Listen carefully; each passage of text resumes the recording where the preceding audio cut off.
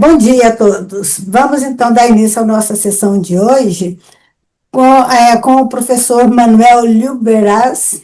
Não sei se eu pronunciei corretamente. Isso mesmo. Ele é entomologista em saúde pública, tem uma grande experiência no controle de mosquitos em vários dos 4 continentes, pelo que eu li aqui do resumo do currículo dele. Acho que vamos ter assim, momentos então de grande aprendizado e porque o debatedor também vai ser o nosso colega Ademir, doutor Ademir Martins, que é também especialista no controle de mosquitos. Eu vou passar, eu quero muito agradecer ao professor, o título da palestra dele parece bem interessante e curioso, acho que vai ser, assim, momentos de muito aprendizado para nós.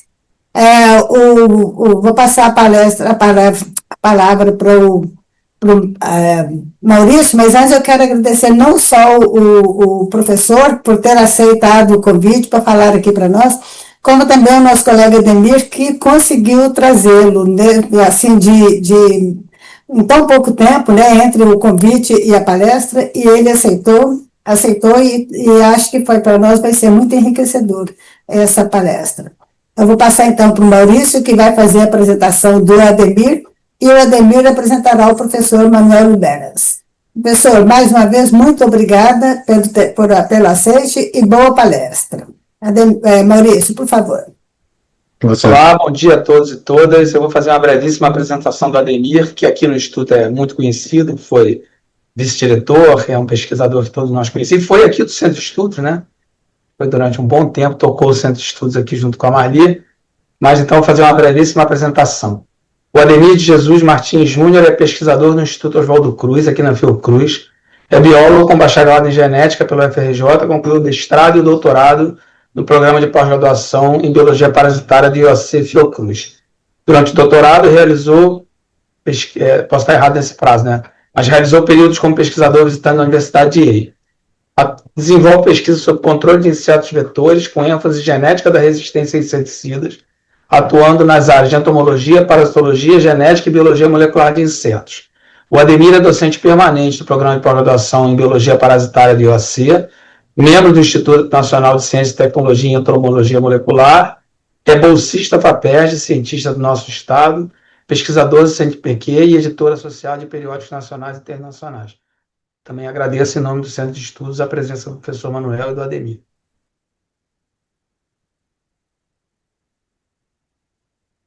Ademir, por favor. Bom dia. Em primeiro lugar, agradecendo muito o carinho dos meus queridos colegas Marli e Maurício, e também do apoio da equipe de eventos que está aí nos ajudando, e em especial ao Manuel Lluberas, a quem eu tive o prazer de assistir uma palestra que foi dada no Congresso sobre Latinoamérica recentemente, e que foi uma palestra muito interessante e que eu gostaria muito que a nossa comunidade pudesse ter assistido. E por sorte, vagou, né, no Centro de Estudos uma data. De cara, depois, logo que eu acabei de assistir a palestra, eu entrei em contato com o Marli e Maurício e falei: Poxa, acabei de assistir uma grande palestra, gostaria muito de ter no nosso instituto. A Marli: Não tem vaga, esquece, deixa para o ano que vem, não tem mais vaga esse ano. Mas aí, por sorte, vagou e o Manuel prontamente aceitou o convite e hoje nós temos aqui a oportunidade de estar assistindo ao Manuel, a quem eu agradeço muito. Então, farei uma breve apresentação do Manuel, em português. O Manuel vai dar a palestra em inglês, mas ele fala bem devagarzinho, os nossos estudantes vão entender tudinho, com certeza. Mas também quem tiver acanhado de fazer a pergunta em inglês, pode colocar lá em português, não tem problema, o importante é a gente discutir e debater o tema. Calhou de ser muito oportuno, essa apresentação está acontecendo hoje. Tivemos essa semana, né, o Dia de Combate à Malária nas Américas, e grande parte do combate à malária se dá, né, através do controle do vetor, do mosquito, e temos amanhã o Dia D contra a dengue, também, onde o foco vai ser no controle do mosquito. Então, uma breve apresentação. Manuel Lluberas, como disse Marli, né, ele atuou como entomologista em saúde pública, consultor técnico para diversas entidades, projetando e implementando iniciativas de controle de mosquitos nos 4 continentes. Entre outras contribuições, desempenhou um papel fundamental na estruturação da campanha da iniciativa do presidente dos Estados Unidos contra a malária na África, aquele PMI malária, né? Bem como em programa de controle vetorial para várias organizações públicas e privadas. Sua experiência inclui a coordenação de operação de controle de vetores em resposta a desastres naturais de grande escala, né? Todo mundo se lembra lá do tsunami em Banda Sé, na Indonésia, o terremoto em Porto Príncipe, no Haiti, e o furacão Maria em Porto Rico. Por suas contribuições à saúde pública, recebeu diversas distinções, incluindo o Prêmio de Comércio Global da Câmara de Comércio Internacional e a Medalha por Serviço Meritório da Associação Americana de Controle de Mosquitos, a AMCA. Atualmente, ele é presidente da Mosquito Den LLC, uma empresa global de consultoria com sede na linda Porto Rico, especializada nas estratégias inovadoras para o controle de mosquitos e na gestão de emergências sanitárias. Então, please, Manuel, the voice is with you now. Thanks again for accepting our invitation. I'm sure people from IUC and everywhere will enjoy your presentation. Thank you. Thank you. Thank you very much. My apologies for not doing it in Portuguese. Falo portuñol. My Portuguese is really bad. So, hello everyone. Greetings from Puerto Rico. First and foremost, thanks to Dr. Martins Jr., Fiocruz, and the conference organizers for giving me the opportunity to share with you some thoughts about something very close to all of us.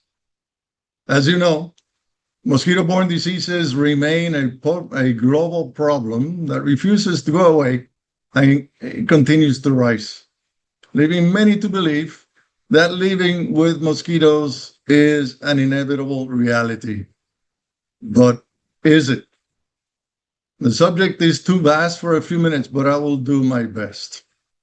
Before we start, a word of caution. This presentation reflects my own personal thoughts and observations derived after 4 decades of chasing mosquitoes and other blood-sucking arthropods in 4 continents and the Caribbean basin. These are my views and my views only. They should not be interpreted as those of Fiocruz, any of its members, or any other public or private organization, agency, or institution anywhere. But I do hope that we can generate some thought. Understood? Very well. Let's get a few facts out of the way. Malaria was eradicated from Ceará in Brazil, an area about 57,000 square kilometers, about the size of Togo in Africa, in the late 1930s. The global malaria eradication program eliminated malaria from regions of the world by the mid-1950s. Unfortunately, it later returned because the program failed to adopt and build on its achievements and adapt its interventions. Malaria was never included in Africa. Aedes aegypti was eradicated from the Americas by the late 1960s. Again, unfortunately, it also returned a few years later after mosquito control activities were discontinued when they were considered no longer necessary. Consequently, as you know, as you may have experienced, many believe that living with mosquitoes is part of living in the tropics because there is not much that can be done to control them.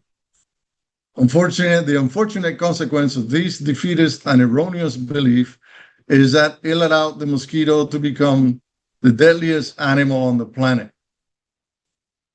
Compared to some other commonly feared animals, including humans, mosquitoes are responsible for more deaths than the combined mortality of all other creatures on the planet.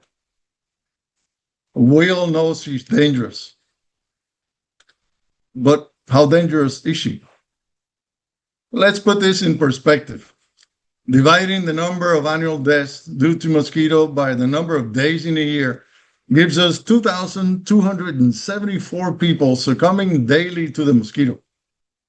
Putting this figure in terms that I can understand, like the number of passengers on the 747 jumbo jet, it means that well into the 21st century, we have the equivalent of 5.5 747 jets crashing every day.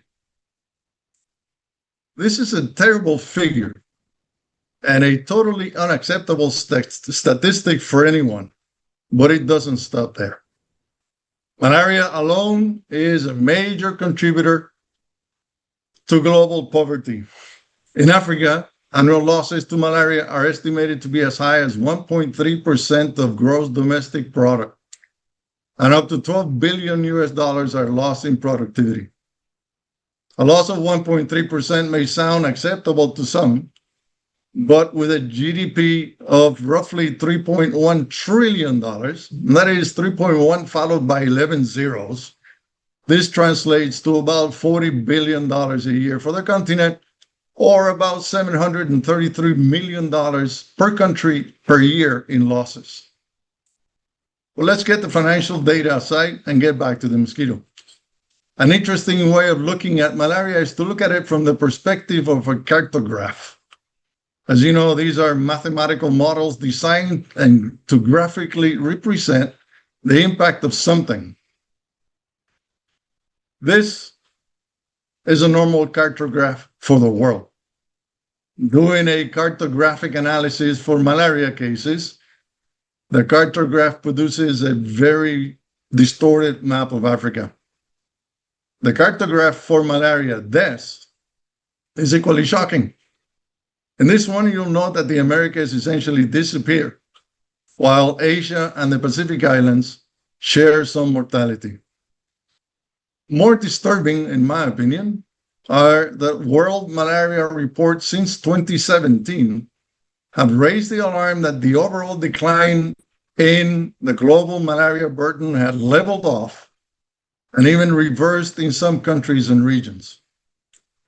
More disconcerting are statements that in just over 40% of the countries reporting to WHO, it is not possible to reliably assess malaria trends using the data submitted to them, as information systems are weak and unreliable.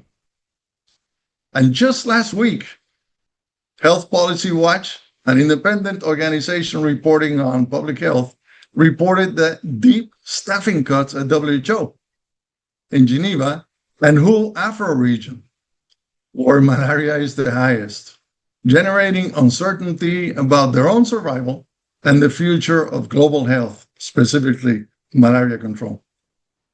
Meanwhile, the billions of US dollars spent on malaria control interventions annually during the past decade or two have done little to stop the invasion and rapid expansion of Anopheles stephensi, a vector with bionomics very similar to Aedes aegypti.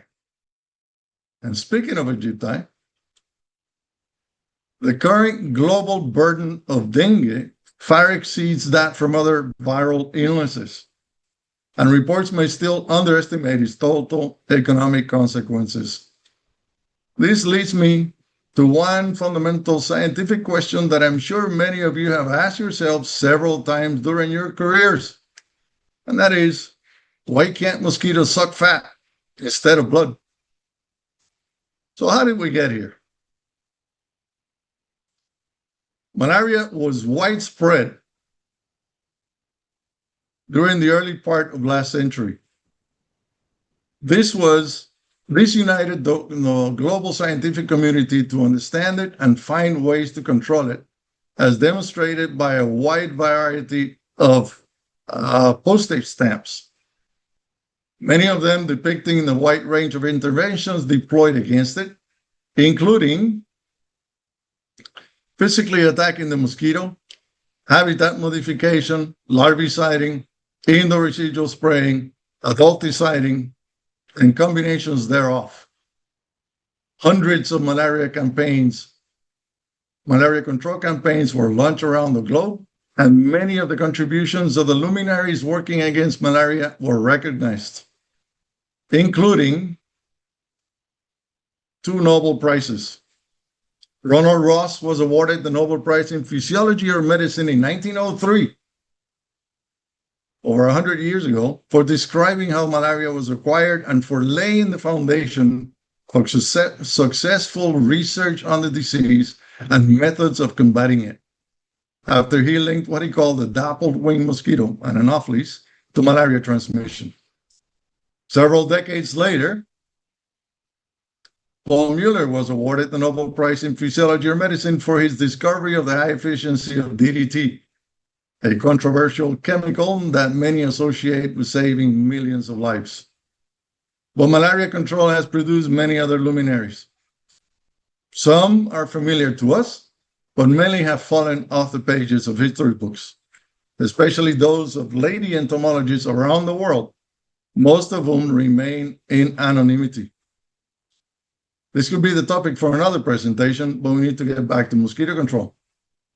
Well, in the 21st century, good portions of Africa and the rest of the world are still considered high-risk areas. Significant progress has been made during the past 2 decades, and several countries have been certified as malaria-free. I believe 5 of them have been certified within the last week. But it continues to affect most of Africa and large portions of other continents. Meanwhile, dangerous semantics affecting malaria vector control has surfaced. In many countries, the red ones in this map are now labeled as controlling it. To simple minds like mine, this term implies that it is no longer overwhelming available resources. This may sound as great news to many, but it ignores the 5747s crashing every day and has had devastating consequences in the donor community. And we may be witnessing its effect. In Zambia, for instance, reported 37% increase in malaria cases from 8.1 million in 2022 to 11.1 million a year later, and it continues to rise. While the world focuses on Anopheles gambia, let us not forget Anopheles stephensi and all the other mosquitoes that continue to affect global populations. When considering stephensi, for instance, we see several tones of red where she's been located in Africa, with a brighter red indicating where she's established. Blue circles are populated areas with over 1 million inhabitants. As an urban day-biting mosquito that prefers to lay eggs in artificial containers, this should be a troubling scenario for everyone here. The situation gets worse and even more complicated if we bring other mosquito-borne diseases in the picture. Remember Zika? It affected the lives of hundreds of millions several years ago, was responsible for thousands of children being born microcephalic, a large portion of terminated pregnancies. It kills thousands, wrecked the economies of many countries, and continues to affect many of them, and has been expanding rapidly in Europe. At chikungunya, several 100,000 cases have been reported, including a handful of cases in New York City about 2 weeks ago. At West Nile, which occasionally results in permanent brain damage or death. And last but not least, dengue fever. If I can get this thing to work. In 1947, a PAHO resolution devised a hemispheric strategy calling for universal coverage of all mosquito breeding sites in every household, in every infested locality in the country for total elimination of the vector and subsequent ongoing surveillance to prevent reinfestation. It took some time, but the mosquito control programs were implemented and almost eradicated dengue by 1965. Unfortunately, as it happened in many other victories, after declaring victory against dengue, these programs were disbanded. By 1985, it was back, and by 2000, it had taken over the continent. The campaigns to combat Aedes aegypti in the Americas also eradicated urban yellow fever. Unfortunately, after remarkable successes in the 50s and 60s, now all the countries in the hemisphere are infested, except for perhaps Bermuda, Canada, and Chile. But it continues to affect hundreds of millions around the world, and it's expanding rapidly in Europe. At the impact of global warming, the image on top is Aegypti, and the image below is for albopictus, or climate change, whatever term you like best, that is pushing mosquito habitats towards the poles and higher elevations, and the situation gets potentially devastating. This situation is particularly troubling when considered the comments made by Arata Kochi about a dozen years ago, when he sounded very optimistic about malaria, when he stated that his position about malaria by saying what needs to be done to tackle malaria has been known for years. Now, 15 years ago, WHO Global Malaria Program is developing relevant strategies, tools, and guidelines on how this should be done. Unfortunately for the world, just a handful of years later, Margaret Chan, General Director of WHO, voiced her concern about the state of vector-borne diseases during the World Health Assembly of 2016, when she said that the spread of Zika was a price being set for massive policy failure on mosquito control. She blamed experts, WHO, who dropped the ball in the 70s with regards to getting handle on disease-carrying insects. At that point, the paint was dry, and we were all left scratching our heads. The situation goes all the way back to statements made in the Isthmian Canal Commission in 1903, when they considered mosquito control an irresponsible waste of time and money. Fortunately, William Gorgas proved them wrong. And now what? Perhaps we should be asking ourselves, are we doing the right thing? Are we doing things right? There is no magic bullet in vector control, and the answers are complicated, but please accept recommendations from a vectosaur who's chased mosquitoes around the world for decades. We need to update the current definition of integrated vector management by going back to the future and use the 1983 definition of IVM as the rational decision-making process to determine the most appropriate mix of interventions, drawing on resources beyond health, both public and private. Mixing interventions that include mosquito nets, indoor residual spraying, larval source management, larviciding, environmental manipulation, and engaging communities with strong information, education, and communication campaigns. Because as stated back then, in 1983, otherwise suboptimal use of available resources will continue and millions of people will remain vulnerable. Ignoring this has taken us where we are today. Remember that integrated vector management is a multidisciplinary, multi-pronged approach.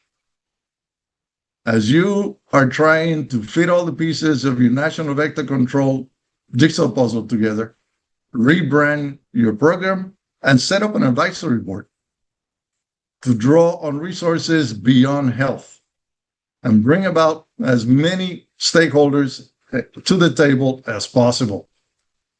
Keep in mind, however, that the jigsaw puzzle that you put together are assembled from one area and can be unique for that location. One size does not fit all. They need to be assembled for the specific needs and circumstances of a target area. No matter, and moreover, no matter how many resources you have, if you don't know how to use them, they will never be enough. Allow me to share some thoughts from a handful of those who have fallen off the pages of history books. Remember what Fred Soper said in 1967. Quote, I'd love to be able to say that we planned the eradication of Aegypti, but that was not the case. We just wanted to reduce vector densities in large cities. The eradication of Aedes aegypti was accidental. Please note the year. His victory against Aegypti may become increasingly relevant as Anopheles stephensi continues expanding. Remember Nancy Stepan's comment that vector control has demonstrated that reducing a vector population will reduce disease transmission to a level where it can be eliminated from the human population. Again, note the year. There are several others detailing the victories against mosquitoes. I am not going to go in details here because we don't have enough time, but allow me a shameless plug. This is available in English and Spanish. We eliminated malaria and the world has forgotten. But I digress. There are 2 documents specific for malaria vector control written several decades ago that paved the way for eradication that has been ignored essentially since they were written. A more recent version meant to update these 2 documents is even more controversial as it places larval source management as supplementary for specific locations that are readily identified and accessed and are few, fixed, and findable. This document ignored remote sensing, satellite imagery, drones, BTI, insect growth regulators, and other measures that were not even science fiction dreams when malaria was eradicated from 100 countries over 100 years ago. Even more disconcerting, it also ignores the fact that none of the countries that eradicated malaria roughly a century ago did so without LSM. Look for the inconsistencies. It also failed to consider that for every dollar invested in disease prevention and mosquito population management, results in $5 saved in health-related problems. That delay in mosquito population management until it can be done by local health units sacrifices the generation now living. 1938. And that scaling back mosquito control will lead to the resurgence of vector-borne diseases to pre-intervention levels. Unfortunately, several statements confirming this position keep surfacing with a very disturbing frequency. We cannot afford to lose everything that has been gained over the past decade. This was 1969. We are worried about losing the gains achieved over the past decade. This is 2015. And don't forget those comments made in World Malaria Reports since 2015 that I already mentioned in 2017. This is something Dr. Ronald Ross, warned us in 1902 when he said, malaria will continue until the mosquito is taken seriously. Finally, remember a statement attributed to one of the more privileged minds humanity has also known, who said, insanity is doing the same thing repeatedly, expecting different results each time. One last thing. Though vector control continues to be treated as such, vector control is not medicine. We need to take vector control away from clinics and hospitals. This is particularly relevant as the number, frequency, and intensity of disasters continue to rise and more large population centers are affected.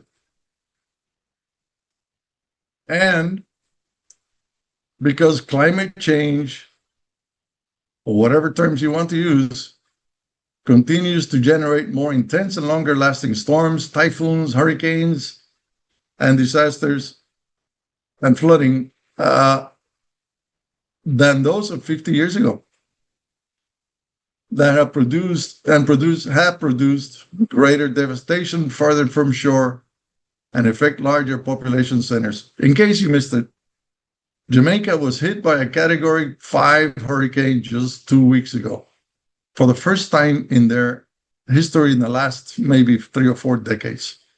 Vietnam just got hit by a major cyclone a few days ago, and the Philippines will get hit by a major cyclone later this week, only a few days after getting slammed by widespread flooding generated by another massive storm and several earthquakes. Under this scenario, remember, as public health entomologists, you are first responders. Accept it. As such, you'll have to deal with anything that flies or crawls into an area without permission in the wake of a disaster or emergency. We're all engaged with mosquitoes, but this includes field flies, biting flies, lice, ticks, sandflies, mites, etc. And don't forget these little guys, pubic lice. Don't forget stored products pests. They bring very specific set of challenges that frequently become serious problems post-emergencies and require very different control measures. And remember, as perhaps the only entomologist and even the only biologist in the neighborhood, you'll be also asked to deal with stray animals and other uninvited guests seeking food and shelter that could become problematic depending on the region you find yourself operating in, most of which will require special precautions and considerations. We can discuss emergency vector control another time. For now, focus on what you do and why you do it. Your vector control expertise may be very valuable in many situations, but above all, stay cool. You got this. And last but not least, remember to live like Santa on vacation. I will leave you with that. Thanks again for the opportunity. It has been a pleasure and an honor. I trust my comments are useful to all. I'll be happy to answer any question or clarify any point. Please feel free to contact me using the information on the screen or scanning the QR code. I'll do what I can to help help your program reach its goals, or chat with you about mosquito control or anything else, especially if you're just starting your journey or find yourself heading to an emergency vector control situation. All the best to all. Thank you. Thank you, Manuel, for your brilliant presentation as usual. We have lots of students watching us at this moment, but your presentation will stay we stay online for a long period, so much more people will have the opportunity to watch you later. But for now, I would like us to discuss a few of topics. We still have some times. Sure. So yeah. So in the beginning of your presentation, you brought a preoccupation about the lack of fundings for research, right? So we have this with this just now that we have these two major threats. One is especially in Africa, one is the return of Aedes aegypti from Americas back to Africa, new populations with new genes of not only about insecticide resistance, but also genes related to vector competence, different from those that are already spread in Africa.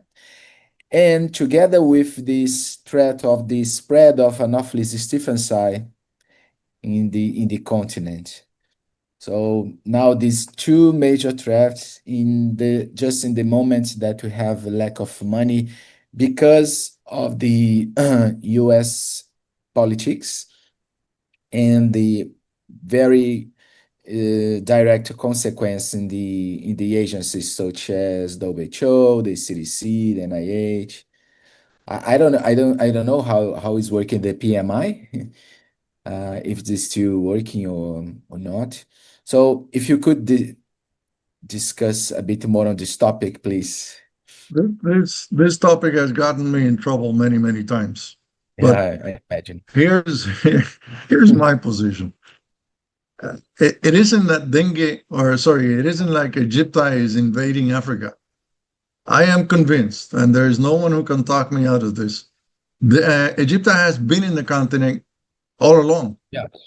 The problem we face is that for many, many, many years, anyone showing up with a fever was considered malaria.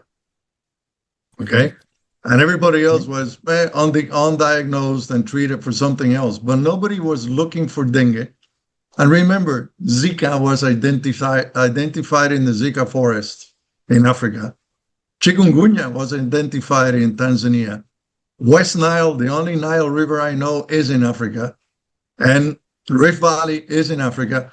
So I am not convinced that it is a new version of Aedes aegypti in Africa. It's been along. The problem we have now is that it's been looked into only in the past 5 to 10 years. But for decades, we've been chasing malaria, and it's all malaria, and we've invested $1 billion a year for the last 20 years on malaria. And if you ask, and again, and I've said this many times at WHO in Geneva, if you ask any of the donors, well, why are we not doing integrated vector management so that we address all mosquitoes? Oh no, we're targeting malaria. Okay, so here we are. We have Zika, we have Chikungunya, we have West Nile, we have Rift Valley, we have all of dengue, and nobody seems to be doing anything about it.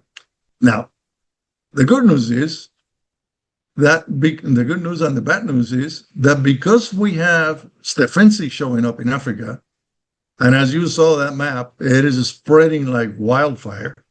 Okay, this is a day-biting, opportunistic biter, meaning that it bites animals and humans. Whatever the source of blood is, it'll bite whatever is available. Okay, it's a day-biting, indoor or out. And the problem we have is that most of the interventions that are targeting malaria are for indoors at night, Anopheles gambia. So what are we going to do about a day-biting mosquito with night-biting interventions? We have to restructure everything. That's why we need to go back to that 1983 definition to hit the mosquito with everything we have, including community engagement. If the communities do not agree with what you're doing, there is no way you can get anything done. The communities have to agree on the intervention. Add to that, and I'll shut up because I get excited about this. Add to that, CRISPR. Okay? Add to that, Wolbachia. Most people, when you mention genetically modified mosquitoes, my impression is 9 out of 10, they think Frankenstein mosquitoes. Yeah. Okay? No, the CRISPR technology has been around for vaccines for decades. It is now that we're just using that same technology to modify mosquitoes by inserting lethal genes into their population. It doesn't mean that they're inserting anything in us. Okay? So, and genetic medicine or gene therapy has been around in medicine for decades. The technology just caught up with mosquito control, but we need to understand that the people listening to us do genetically modified anything are thinking Frankenstein mosquitoes. And that impression needs to change.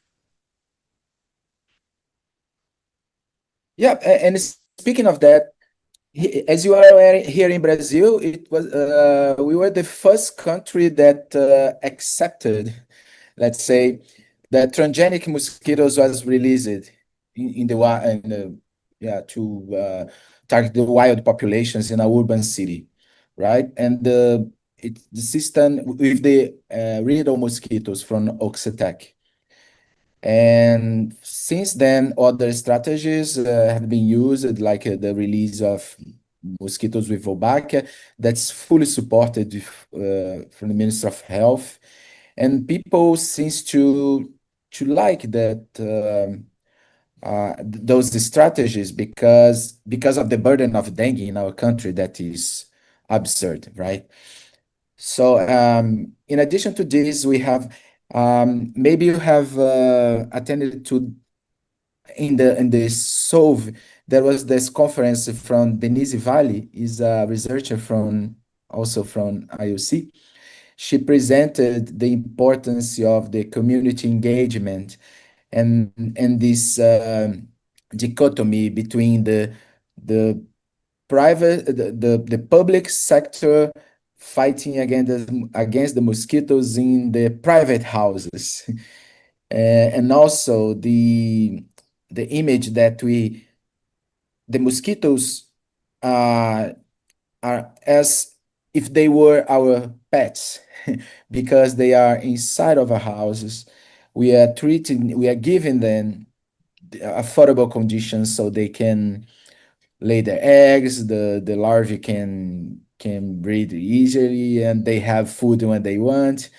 So as you mentioned now, the importance of this community engagement, not only to understand the importance on doing the things they have to do, they already know in their own houses, that a private space, and not wait for the public services going inside their own houses, right? Yeah, there's also one more thing that we need to impress upon the population.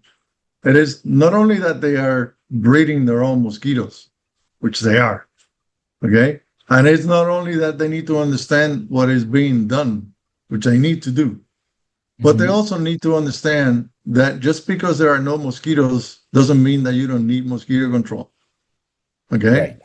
Let us not repeat history and disband the dengue programs that eradicated dengue from the continent, from South America back in the 80s, okay? That eradicated malaria from 3 continents back in the 60s, okay? Because the mentality that, we don't have mosquitoes, I don't need you, is dangerous. We need to keep, like the PAHO resolution, we need to keep surveillance, active surveillance and control so that we don't repeat the problem. And the problem with this, and I am not an immunologist, but the problem with this is when the human population is not exposed to something like dengue, when it comes back, it can come back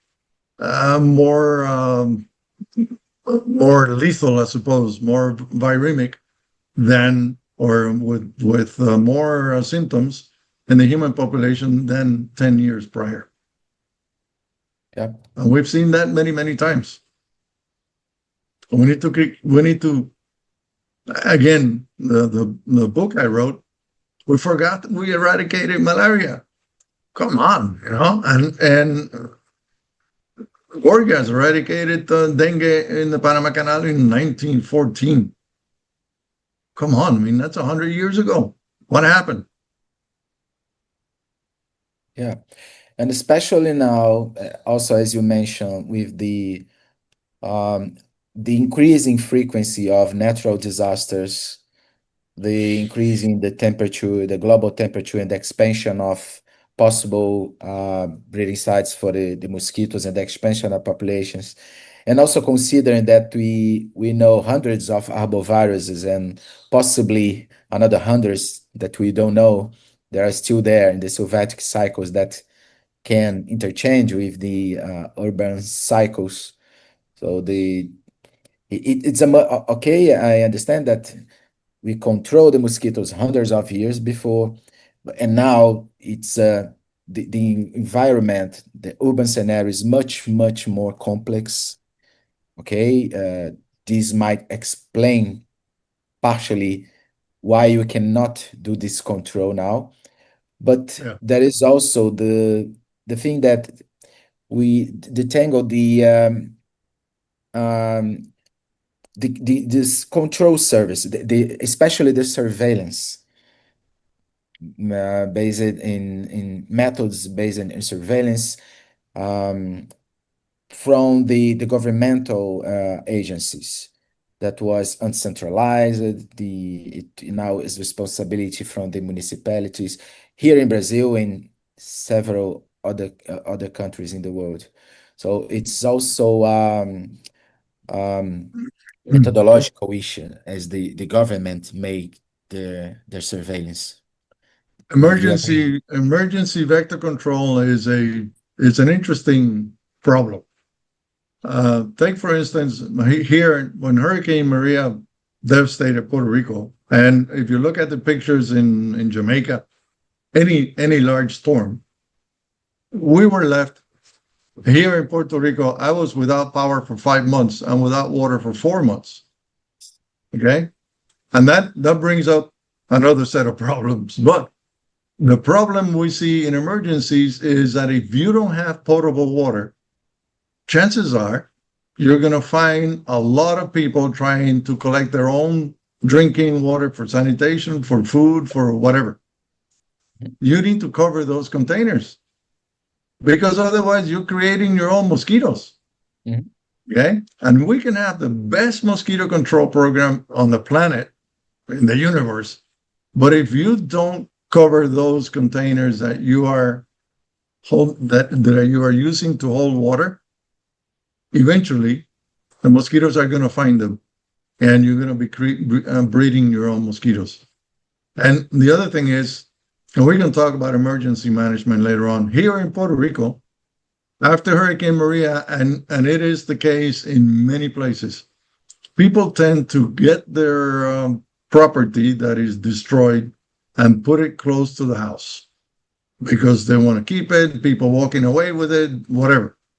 That, in many emergencies, creates a harborage for rodents. Okay? And rodents and other animals are just looking for food and water just like we are. Yeah. The problem with that is if you keep a rodent population close to your house, you're providing them with shelter and water. Mhm. And here in Puerto Rico, we had something like 4,000 cases of leptospirosis from rodents. So again, emergency management is a very different monster. And we can talk about that in detail at some other time. Yeah, of course. So let's go to the questions from the audience. So Gabriel, if people can present themselves. So Gabriel Parra, he mentioned vector control is not medicine. I agree, but it's mentioned by the ministries of health. So what proposal should be made that vector control be carried out, for example, by a Ministry of the Environment? Oh, I love it. Question. Gabriel is the name? Gabriel, yeah, it looks like Gabriel is the name. Okay, Gabriel, I love the question.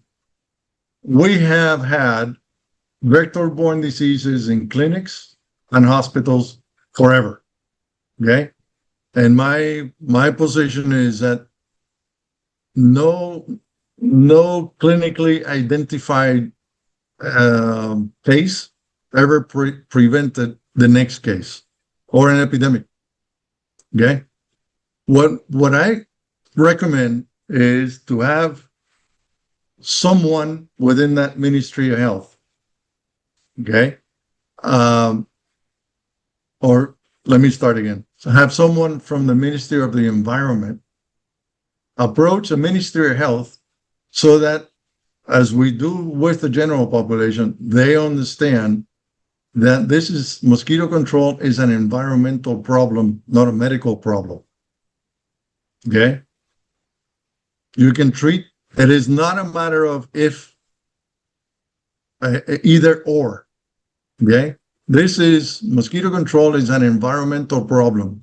What we are trying to do is to reduce the vector population so that the number of cases that show up in the hospital are lower. Okay?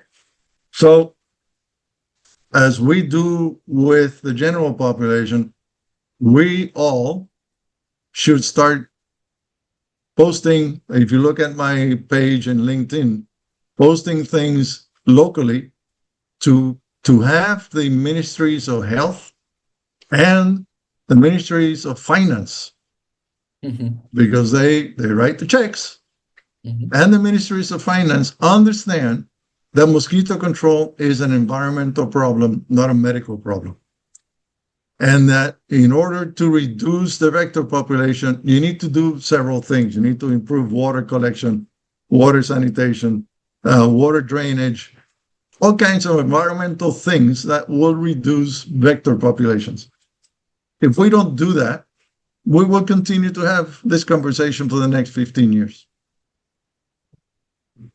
Yep. So it's a concern for the Minister of Education, for the Minister of the Cities, everything together, right? All of the above. If you look back, if I can show you this thing again. If you look back to my definition of IVM, let me see if I can get it back on the screen.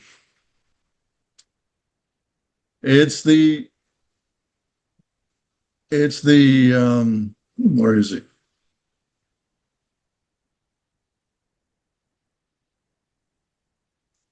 It's this idea. Okay? Yes. Stakeholders, all the stakeholders, the people who control the roads. If you cannot access the places where you need to get access to, we won't be able to reduce the vector-borne disease incidence. Environment, finance, the people who write the checks need to get engaged. Agriculture, hoof prints and unattended water, cattle water tanks need to be attended, okay? The communities, the private sector, tourism. If you talk to tourism, we had a project here in Puerto Rico where we told the general manager of a large resort, we told him, listen, you have a bunch of half-naked people laying on the beach, enjoying the sunset, feeding the wildlife.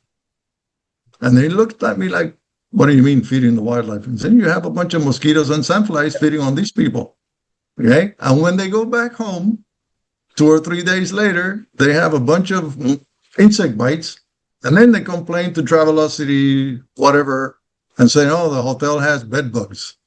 And your credibility and your reputation is going down the drain. You need to deal with that. Yeah. Still in this Gabriel's question, tomorrow, as I mentioned in the beginning, we have this very important feeling happening tomorrow is that we call the D-Day against dengue, but it's promoted by the Minister of Health, right? So not only the Minister of Health himself should be in this program, in this action, but all of those ministries, Minister of the Environment, Minister of the Cities, because they will reinforce the importance of a campaign that we call 10 minutes against Aedes, is meaning that if you take only 10 minutes per week supervising all the environment around your house to look after some breeding site for the larvae, you will do a good thing weekly, 10 minutes only. So this program will be reinforced. But sometimes we go to the house of many people. In some places, we see that after natural disasters that people have to accumulate water, but it is the everyday concern of many people in this country. They have to accumulate water because they don't have a regular supply of water. So this is the main concern. They have to accumulate water. They have to survive problems with violence and everything else. So they still have to take 10 minutes. Yeah. Do you know how we understand? fix that in many countries in Africa? I was in Zambia some time ago, and we had the same problem in rural areas where there is no power and no water. And I don't know how, this is a sideline here, I don't know how they had a cell phone, a smartphone where there is no power, but they had. They have, yeah. And the way we fixed that is we went to the grade school children, okay?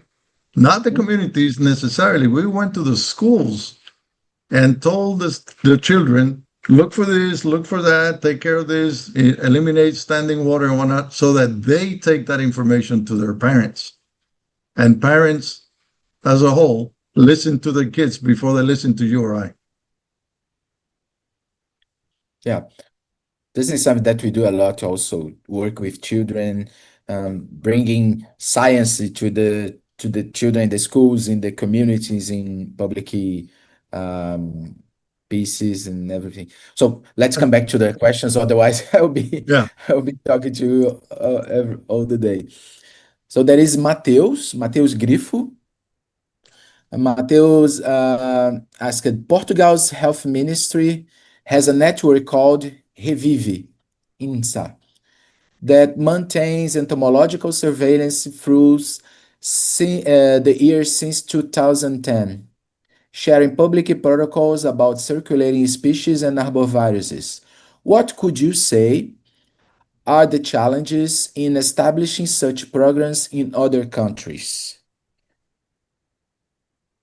The challenges that we all face is it's one size doesn't fit all. Okay, what happens in Portugal doesn't necessarily work in Sao Paulo, and it doesn't necessarily work here in Puerto Rico. So you need to tailor that to the community. Okay, and once you establish a surveillance program, you need to make sure that the general population, wherever you are, understands what is being done to control the mosquito. Okay, in the United States, there is a threshold. For instance, you'd use mosquito light traps, and if you find 5 or 10 mosquitoes per night per trap, it's okay. Okay, but if you find 300 or 400, now you got a problem. Okay, now the education campaigns that go, again, this is my take. The education campaigns that go along with the surveillance need to make sure that the general population understands the measures you're taking to control that population when it gets to the point that needs to be controlled. Okay? It isn't like the problem we have in mosquito control is that there's a bunch of environmentalists that are against the use of chemicals. Mm-hmm. Okay, I understand that. And the problem we face is the abuse of chemicals. Mm-hmm. I have not been engaged in 40 years that I've been chasing mosquitoes around the world. I have yet to see a case of contaminating a person or a community with whatever we use in mosquito control. In many areas, the agricultural chemicals are more of a problem than the public health chemicals. And we have now BTI. We have bacteria and that's been used many, many decades. BTI is another genetically modified bacteria that attacks mosquito larvae. Okay, we have insect growth regulators that are specific hormones for a specific insect, and they sound like you're going to end up with a hand sticking out of your head or something, but they are very, very target specific. Mm-hmm. But the population needs to understand the what, how, when, and where. of all these chemicals.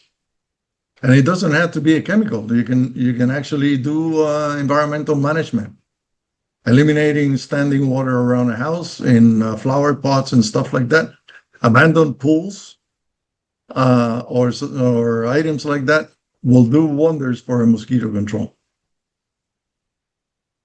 Yep, I agree. So next question is from Bruno Carvalho. Bruno Carvalho is a colleague who is a researcher specialist in this environmental change in vector control. So he said, great talk. In your opinion, how far are we from having IVM programs targeting multiple vector disease? Mosquitoes, fly, mites, any success stories? If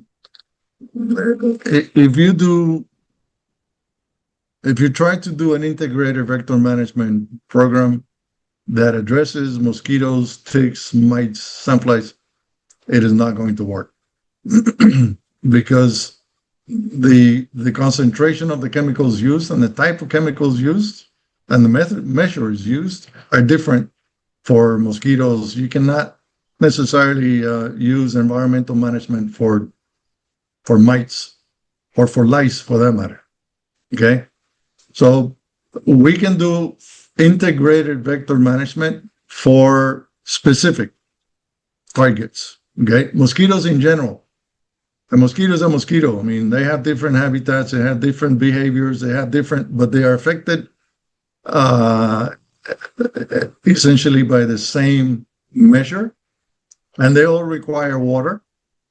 So anything that you do for water management will affect all mosquito populations, but it's not going to affect ticks or mites or lice or anything like that. So I would stay away from doing a universal, so to speak, integrated vector management. But I'd like to take this opportunity to Bruno and everybody else who is in college and universities right now. There is a lot of scientific studies being done as we speak all around the world. My recommendation is, whatever you do, find a way to make it applicable to the field. Okay? Mm-hmm. And yes, we have a lot of stuff. I mean, the CRISPR thing started as a lab experiment.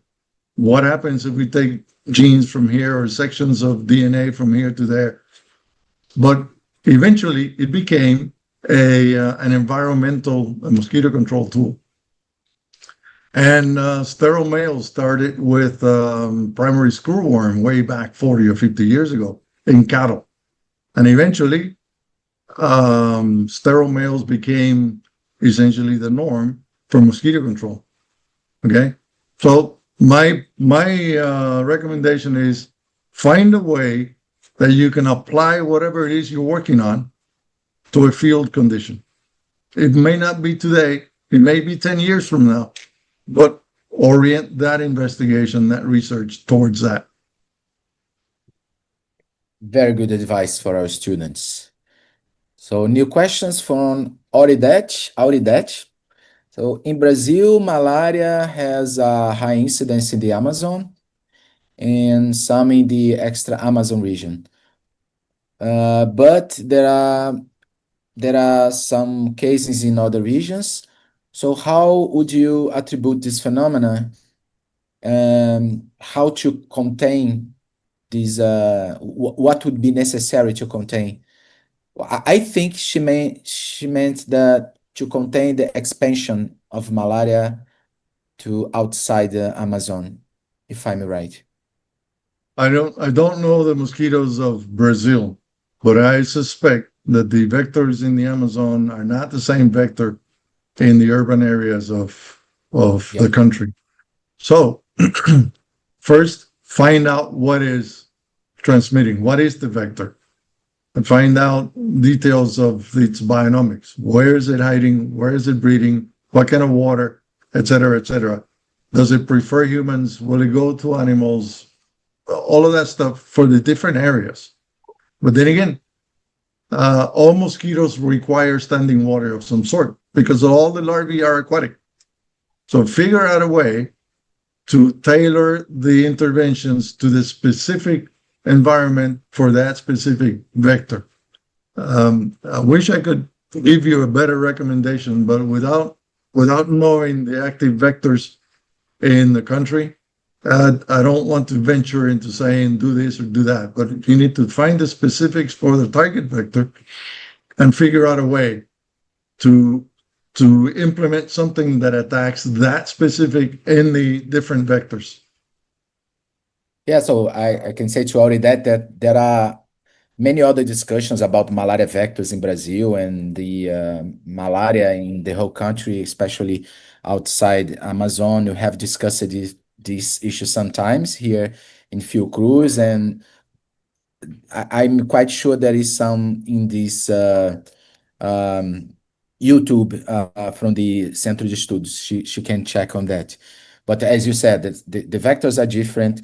We don't have urban malaria outside the Amazonian region, but we have these malarias that are transmitted from another vectors that breed in bromelias, for example, in the south and the southeast, but not But in you the can urban have, centers. I mean, Yeah. you may not have a classic urban malaria, but if you have a village in the middle of the Amazon, In the okay, that could be considered an urban environment. It may not be the size of Sao Paulo, but Yeah. you know, and to all of you, please remember my strongest recommendations: mosquitoes do not read the same books we are reading. Okay, they will do whatever they're going to do. All we need to figure out is what do they have in common that we can use to target that population. Yeah. So another question from Fernanda Bonfim. People who migrate from other regions, people that come infected from other regions, can cause some impact in new cases in vectors that are already in the other regions. I didn't understand exactly her question. I think it's a comment that people that come infected from other regions can bring the pathogens to other regions that we have the vector and can make a new cycle. I think that was her comment. Yes, I'm not wrong, but Fernanda. go find the Ross equation. Ronald Ross's equation from 1902, I think it was. There is a mathematical formula that links the mosquito population with the incidence of disease, and there's a point where the two meet. If one is above, if the result is above 1, there will be transmission. If the result is below 1, there won't be transmission.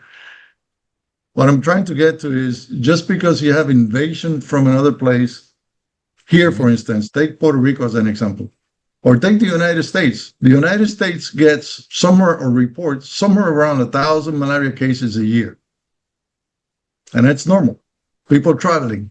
But we don't have we, meaning I'm here in Puerto Rico, I'm 1,000 miles away from the United States. But the United States does not have the problem that South America or Africa has with malaria. The vectors are there, but the vector population is not large enough to transmit, and the disease incidence is not large enough to infect the mosquito. So there's a bunch of stuff that, just because the two are there doesn't mean that they're going to be an outbreak. Okay, but that doesn't mean you cannot keep an eye on what's going on. Please do keep an eye. Yeah. But look up the Ross equation. So Fernanda, I hope your question was attended. And Marcelo Paiva, my dear colleague from Fiocruz, Pernambuco, he asks, vector surveillance is tightly linked to the political staff in charge. It's true. However, in Brazil, these public health positions are changed by political commands. The result is that projects are canceled and the idea of controlling and preventing is out of the question. How to unlink, now is the question, how to unlink vector surveillance from political managers and guarantee the continuity of such projects? The $1 million question. First of all, there is no guarantee on anything except for death and taxes. Okay? Yes. We need to go back to the education. You need to get the stakeholders, all the stakeholders, to understand what you are doing. If you look in my page in LinkedIn, I am convinced that the problem we have with mosquitoes today is lack of political will. Mm-hmm. Okay? But and I may get in trouble for this, but the best thing that can happen to a country is to have the Minister of Health come down sick with whatever it is you're trying to control, because then the country will pay attention. Yeah. Okay. So there is no guarantee that it'll work, but it goes back to education. Set up that slide that I just showed you. Set up that stakeholder meeting that includes finance, transportation, education, water, roads, whatever, so that they understand what you are trying to do and why you're trying to do it. Keep in mind that it may take several meetings before you actually get something going, but that needs to happen. Yes, thank you. So we have one more question. The results that projects are canceled and the idea of conflicting and preventing is out of the question. How to unlink? Oh, sorry, it's the same question. Yeah, it's the same question. Sorry. One thing I may add is use the press. Okay? Use the press. The press can be your worst enemy, but it could be your best friend. Okay? If you're trying to put together an education campaign, by all means, bring the press. Okay? Because there's not enough of you laying around the country to be able to pass that information. But if you put that information on a newspaper, a radio message, or a TV, the whole country will find out. Now, be careful. Never lie to the press, because that will be the last time you do any work in mosquito control. Okay? Never expand, never speculate. Just limit yourself as a scientist, limit yourself to the truth. Okay? And let them work with you. Yeah, but Manuel, speaking of that, now we have a B-side press, so to say, that we could say is that how the social media act. They have their own truth inside their own bubbles. And how do you see that? This is something, let's say, something new, that if our preoccupation was how to speak to the press, how to convince the press about the importance of a subject, and how to speak to them that they could bring that subject in a better way to the community understand, speaking then the truth, of course, and in a good way. And now you have the social media doing everything at the same time in the many different ways, propagating fake news, propagating bad science. So how do you see vector control in this scenario? Yeah, the problem we all face with those social media is the problem with anonymity. Okay?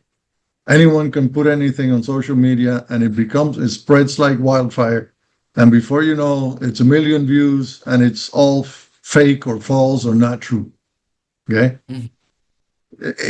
And going back to education, the person who is the spokesperson for the program, there should be one, needs to be aware of the misinformation that is being passed on social media, and needs to be responding to that on a timely basis. Short sweet and to the point. Again, don't speculate, don't get into arguments. Just say, this is not true because of X, and just leave it at that. Okay? But social media can be a problem. And the programs should have their own social media persons. Just like being with the press. I mean, the press can be your best friend or your worst enemy. And so with social media.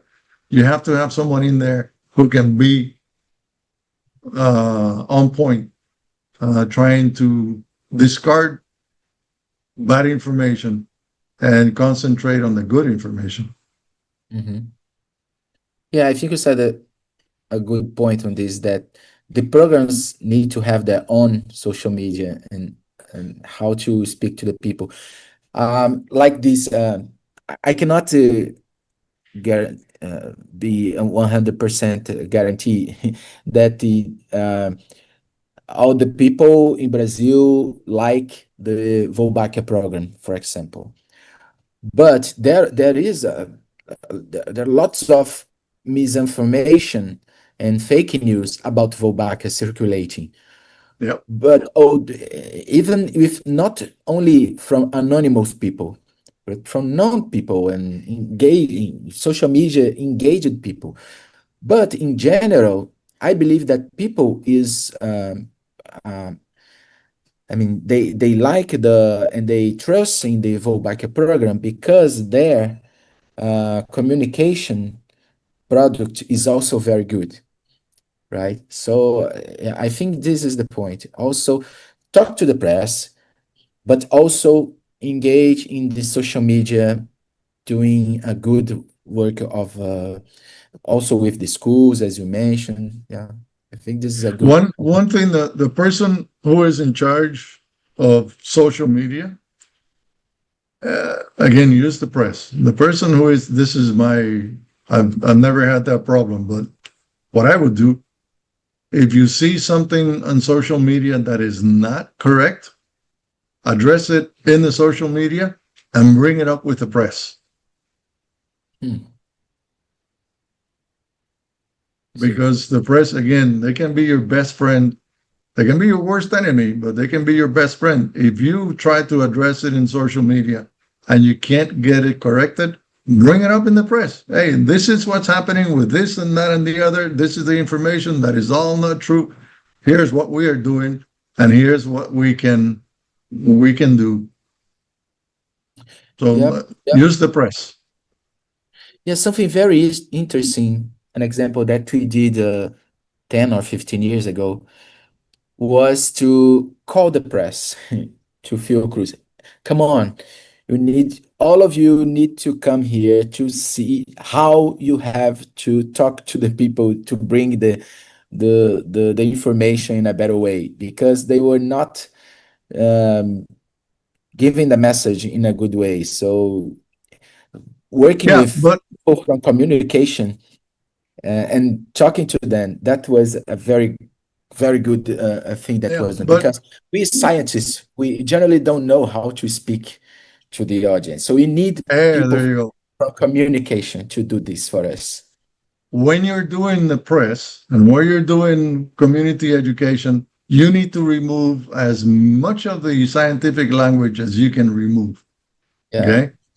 You and I understand Aedes aegypti. You and I understand a bunch of other terms, but the general population may not. Okay, so you understand Aedes aegypti, dengue vector. Okay, fine. The mosquito that transmits dengue. Forget vector. You said it one time, and that's it. Just let it be. You need to make sure the information that you are passing is understood by the person who is listening. Yeah. And these are not all scientific people. Whenever talking to the press, you need to have someone from the communication giving us some support. Yep. That is something that we try to do here. Yeah, and try not to be spontaneous. Okay, make sure that what the message that you are passing to the press, you figure it out before you talk to the press. Yeah. So Manuel, we don't have any new questions in the YouTube. We had a peak of audience of about 40 people, which is Good. very good for us, and much more people will watch your presentation. We also have the link. We can share with your colleagues if you will. Okay. And thank you so much for this very interesting talk. I hope It's you a pleasure. see more times in new events to come. And thank you, Let me Manuel. know if in the future you want to address this emergency management thing, because that Of is course. that is an interesting conversation too. Yes, of course. So Mauricio and Marli, thank you. The words with you. It's a pleasure. Thank you for you too. Just a moment, Mauricio. Professor, thank you very much for the very interesting and exciting conversation. Very Thank you. nice. I would like to talk about the next section in Centro de Estudos. A próxima sessão, I will talk in Português. A próxima sessão será Vida e Obra de Personalidades Negras que Inspiram. Essa sessão vai ser em homenagem ao Dia da Consciência Negra. Aqui no Brasil, professor, a gente comemora, tem um dia específico para comemorar e para lembrar e para refletir sobre as pessoas negras, os problemas que têm, as vitórias que elas têm. Então, vai ser uma sessão sobre essa temática, a próxima do Centro de Estudos. Essa sessão vai ser coordenada, proposta e coordenada pelo Vinícius da Comunicação. Então, Maurício, ele vai ser uma coisa assim muito, muito específica da comunicação. Tá bom? Foi ele que me pediu, ele que escolheu o tema, ele que convidou os palestrantes. Então, vai ficar tudo por conta dele. Então, mais uma vez, muito obrigada a todos, ao professor. Are you at this moment in Puerto Rico, professor? Are you at this moment at Puerto Rico, in San Juan? No, I am in Rio Grande, just about 20 kilometers east of San Juan, and we do Spanish here. Spanish, okay. It's in Caribe too? Yeah. Okay. Just what is it? Just east of Hispaniola, of the Dominican Republic. Mhm. Maurício, Então, nada, podemos, por mim está tudo certo, podemos encerrar. Mais uma vez, thank you very much, professor Manuel. Pleasure. That's all. It's a pleasure. I'll leave you to talk among yourselves. You have a good one, and have a great weekend. And Merry Great Christmas. weekend. We don't talk before. yeah. Ademir, thank you for the program. Very well.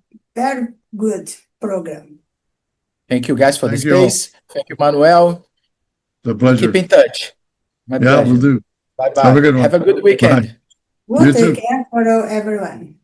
Bye. Obrigado, Fernando e Gui, pelo suporte. É isso, Fernando, pode encerrar.